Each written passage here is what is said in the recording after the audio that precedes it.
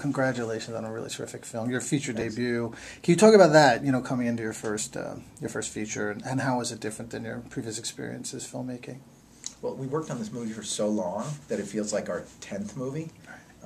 But it was a fascinating experience, and I think a good bridge in a way from documentary, because we started with a story that kind of inspired this movie that we researched very methodically, and I think that was something not that different from what you do in documentary. It was our way into the story, was to go and talk to all the original people who had something to do with the original case, and so it was very natural, I think, to transition into telling this story in this way.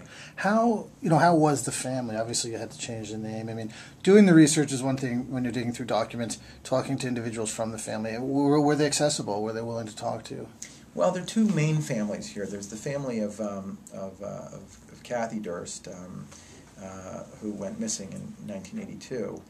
That family is an incredibly warm family, and somebody who, that's a family who wants to find out as much as they can about what happened 30 years ago, and about their sister and their daughter and this wonderful girl.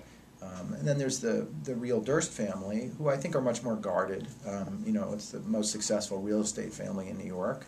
I don't think they want the film out there, frankly, and I don't think that they were therefore that accessible to us. So we did everything we could to get the historical data on it and use that as the basis. Working with, you have several extraordinary actors. Can you talk about, I'm assuming you had limited experience with actors prior to this. Can you talk about, what did you discover about yourself as a director and working with actors? Well, I was a theater director before, and I love working with actors. It's actually, I think for a lot of directors, they say, well, the actors are sort of a necessary evil. For me, they're an essential part of the process. And when you have people that are as talented as Kirsten Dunst and Ryan Gosling and Frank Langella, and people like Kristen Wiig and Lily Rabe, these amazing actors who are sometimes doing things in this movie they don't normally do. Kristen Wiig is not playing a comic role in this movie.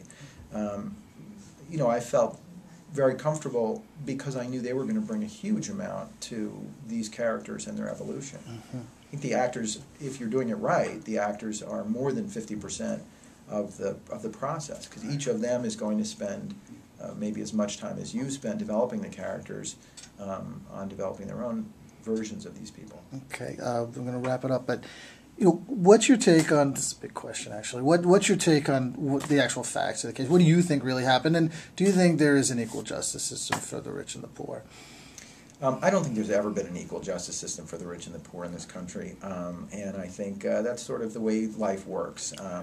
But for me, it's fascinating to look into a case like this, where there were so many unusual and extreme aspects of the case, and try to figure out, as well as we can with the facts that we have, what may have happened. And that's something that that gives the audience a lot to think about. All right, we're going to wrap. Thank you so much, and congrats again on it.